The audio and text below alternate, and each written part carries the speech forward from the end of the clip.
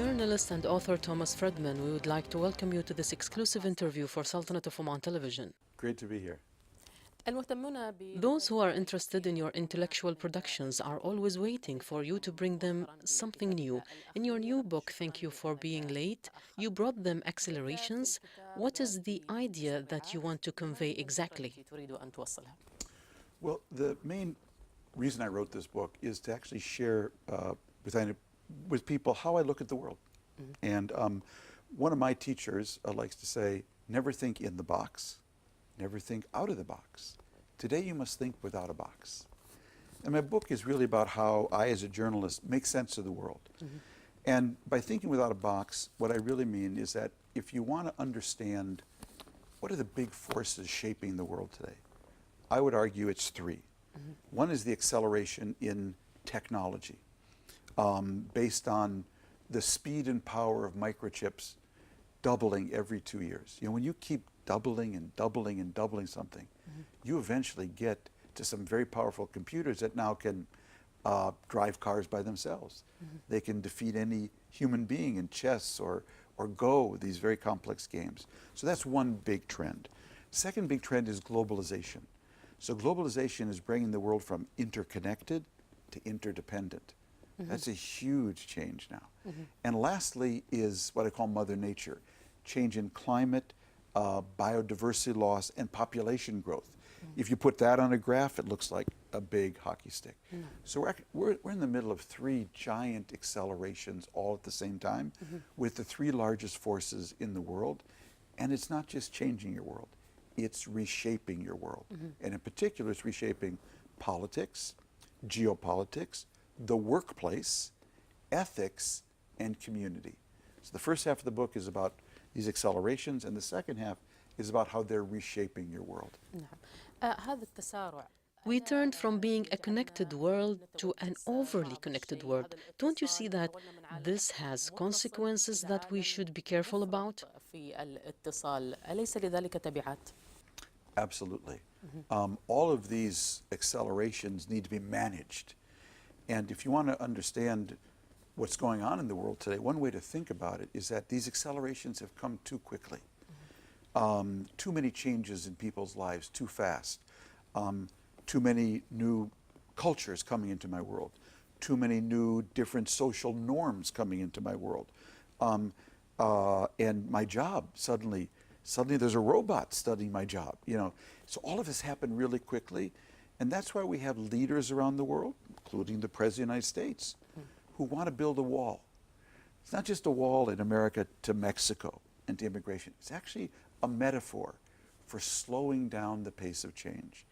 Now, I think the challenge of every country is how do I get the best out of these accelerations and protect my people from the worst? That's really the challenge of politics today. Your views are somewhat puzzling. While expressing your optimism about the world's development and openness, you also say that the world is dysfunctional and on the verge of a humanitarian crisis. Is this optimism, pessimism, or Friedmanism?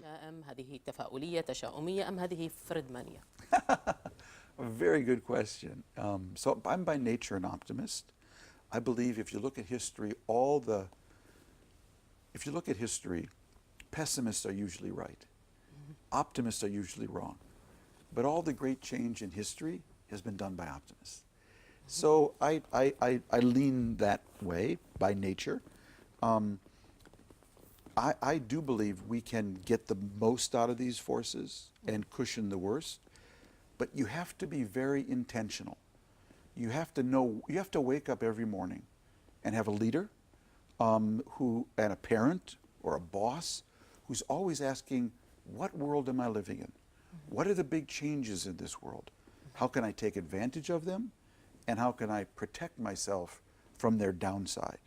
And I think the countries that are succeeding today, the companies that are succeeding, the TV networks that are succeeding, the schools that are succeeding, are the ones who learn how to get the best out of these accelerations and protect themselves from the worst.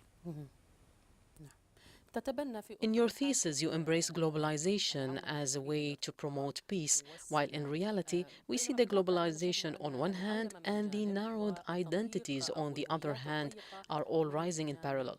How do you explain this? So, one of the things you learn about globalization when you study it is that it is everything and its opposite. So it can be incredibly democratizing and incredibly authoritarian. There are countries in the world who use these new technologies to control their people, and countries that use these new technologies to open their people more to the world. So it's all about what values you bring to them. Okay, and so any of these technologies can go both ways. They can be used to liberate women, and they can be used to track women down and impose greater control on them. And so a big part of my book is actually about values, actually about ethics, because I can't control the technologies. They're going to come. What I can control is what are the values and ethics of my people when they use these technologies. And so the reason within the book's called Thank You for Being Late is that it's actually in praise of everything old and slow. So it actually is in praise of all the things you cannot download, but all the things you have to upload, the old-fashioned way.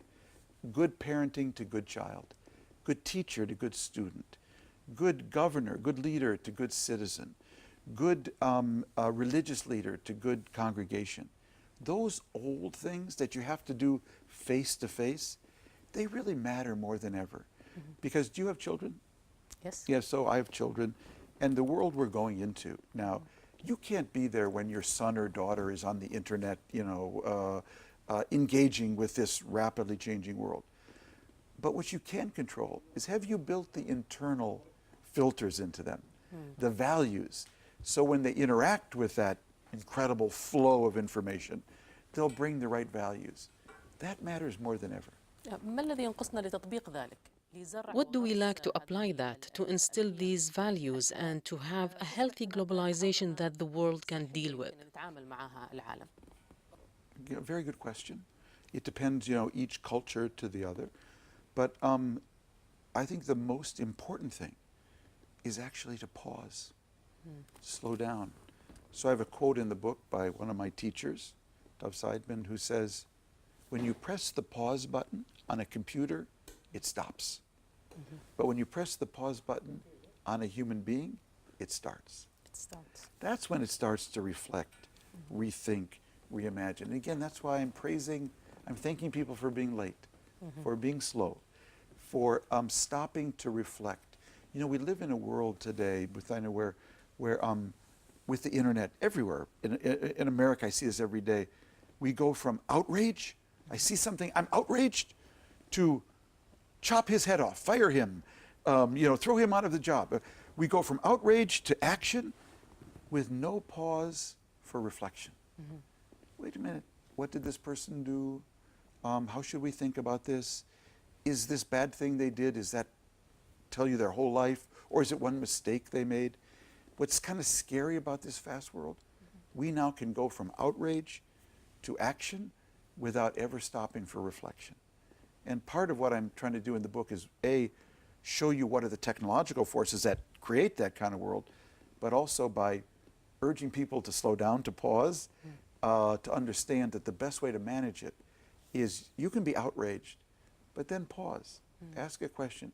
Don't go from outrage to destroying someone's life, without stopping to pause.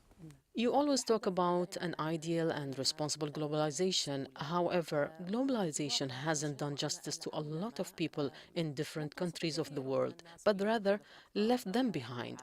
What do you think about that? Again, it's another good question. I just came from India, okay?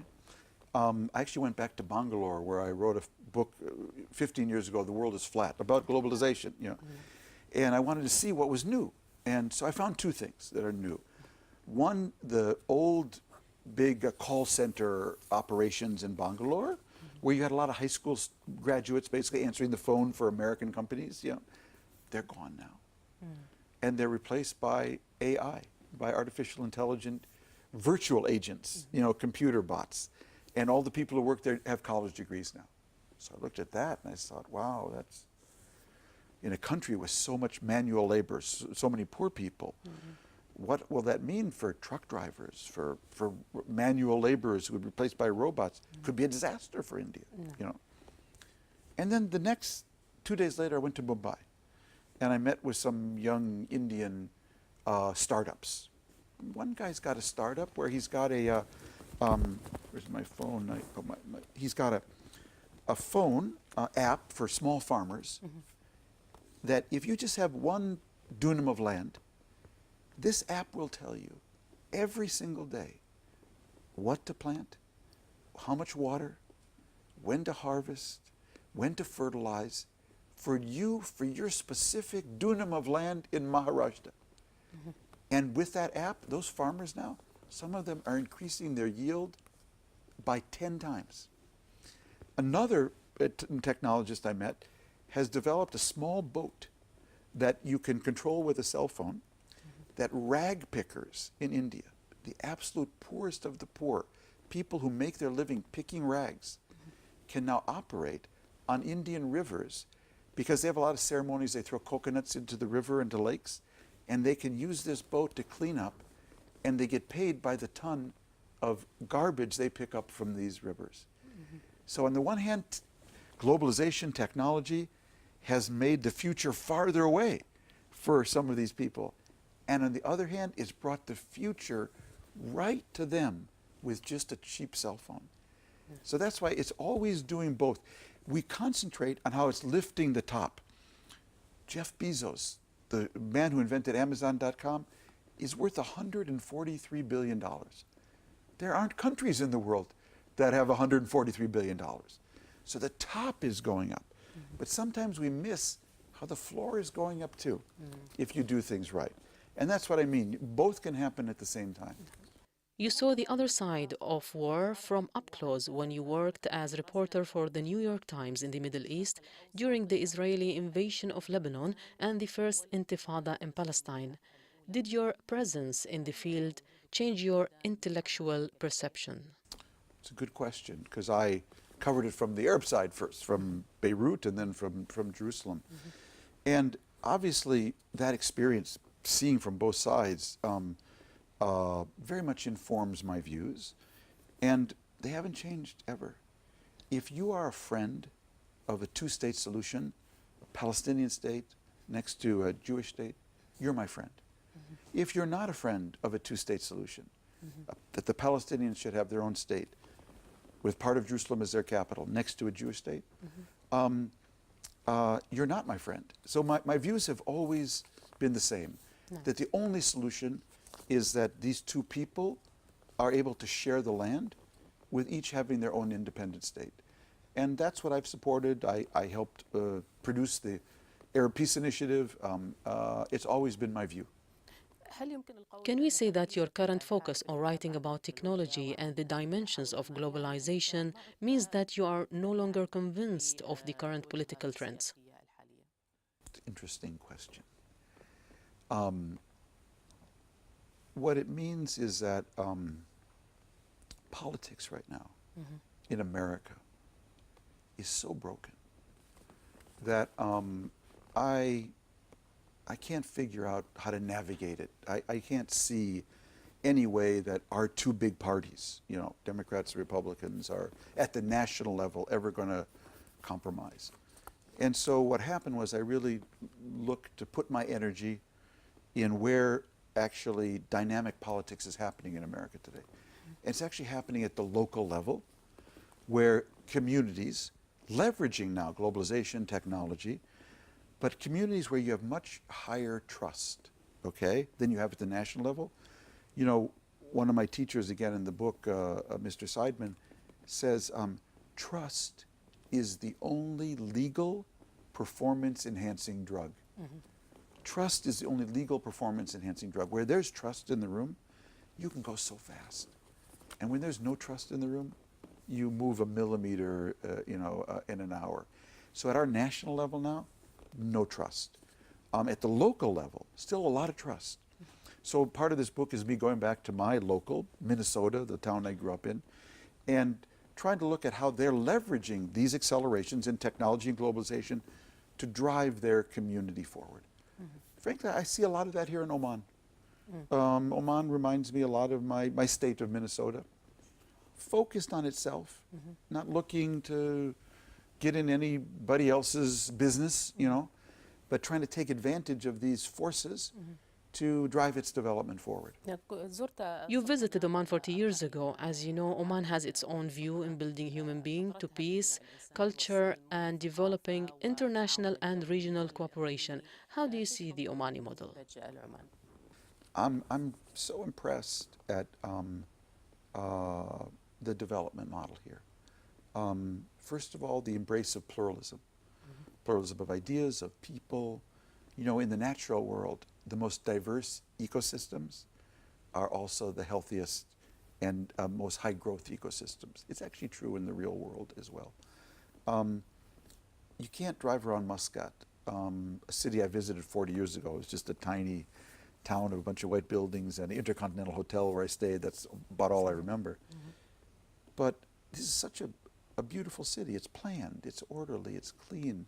But it's not sterile. It reflects the culture, the way the buildings are built, all in a kind of Islamic, Arab style.